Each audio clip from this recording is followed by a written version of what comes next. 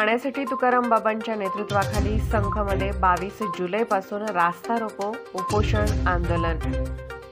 माडग्याळहून अंकलगी तलावात येत्या 22 जुलैपर्यंत म्हैसाळचे पाणी न आल्यास 23 जुलैपासून संकसह जत पूर्व भागात रक्त घ्या पण पाणी द्या आंदोलन तसेच आमरण उपोषण व रास्ता रोको आंदोलन तर करूच, मागण्या मान्य न झाल्यास कर्नाटकात जाण्याचा इशारा श्री संत बागडे बाबा मानव मित्र संघटनेचे सर्वेसर्वा श्री संत बागडे बाबा पाणी संघर्ष समितीचे प्रणेते हबप तुकाराम बाबा महाराज यांच्यासह अंकलगी ग्रामस्थांनी दिला होता।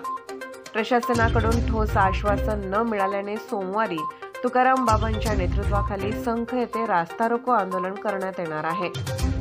लोकशाही मार्गाने हक्काच्या पाण्यासाठी आमचा लढा आहे। शासन प्रशासनाने पोलिसांनी आमची भूमिका व मागणी लक्षात घेऊन तात्काळ सदरच्या कामाच्या निविदा निघाल्या आहेत तर काम सुरू करा ही आमची आग्रही मागणी आहे।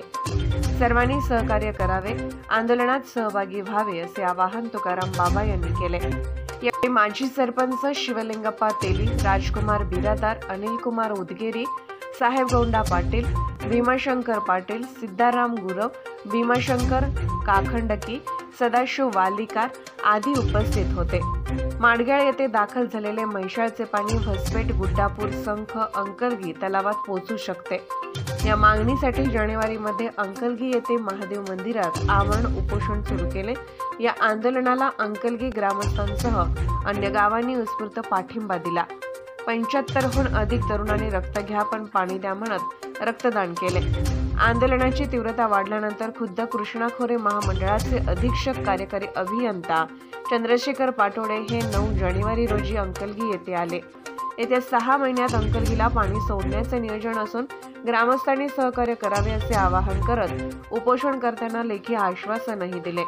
पण आज 6 महिने उलटून गेले तरी अद्याप कामाचा पत्ता नाही। शासनापाठोपाठ प्रशासनानेही आमची फसवणूक केली आहे। वरिष्ठ अधिकाऱ्यांनी दिलेले आश्वासन पाळले नसल्याची खंत तुकाराम बाबा यांनी यावेळी बोलताना व्यक्त केली। समाधानकारक उत्तर नाही, आम्हाला ठोस निर्णय आणि काम चालू झालं पाहिजे किंवा त्या कामाची ह्याच तारखेला, कारण आता एखादी गोष्ट सरकार प्रशासकाच्या माध्यमातून त्याचे निवेदन निघते, त्याचं टेंडर पास होतंय, सगळ्या गोष्टी पास होतात, पण काम का चालू नाही हा एक न सुटणारा कोड आहे। पुन्हा एक वेळ आमचं प्रशासकाने मी अधिकाऱ्यांचं मनापासून स्वागतच करतोय की अंकली गाव त्यामध्ये समाविष्ट करून घेतलेलं आहे। वसपेट तलावातून गुड्डापूर तलाव, गुड्डापूर तलावातून संख तलाव आणि संख तलावातून वड्यापात्रातून खाली करजगी, बोरगी, हळली, बालगाव, सुसला या भागामधून पाणी जाऊ शकते। गेले अनेक वर्षे सांगतोय आम्ही विस्तारित म्हैसाळ योजनेचं पाणी आम्हाला स्वागतच आहे, आम्ही त्याबद्दल कुठलेही दोमत नाही। पण आता सध्या जे घडला अजून समाधानकारक पाऊस नाही। जून संपला, जुलै संपला, ऑगस्ट महिन्यात चालू होतोय तरी देखील पाऊस या भागामध्ये पडत नाही आहे। अजून देखील तालुक्यामध्ये टँकर चालू आहेत, तरी देखील प्रशासकाच्या माध्यमातून आम्ही सरकारला सांगतोय अगदी कमी खर्चामध्ये 26 कोटी 83 लाख रुपये मंजूर आहेत। जी योजना नवीन मंजूर आहे ती योजना राबवावी हे आमची सातत्यपूर्वक मागणी आहे। जे पाणी जत पूर्व भागामध्ये आले ते पाणी आम्हाला मिळावं। जे म्हैसाळ योजना 1984 पासून उगम झालाय ते पाणी गुड्डापूर तलाव, वसपेट तलाव या भागामध्ये पाणी जाऊ शकते।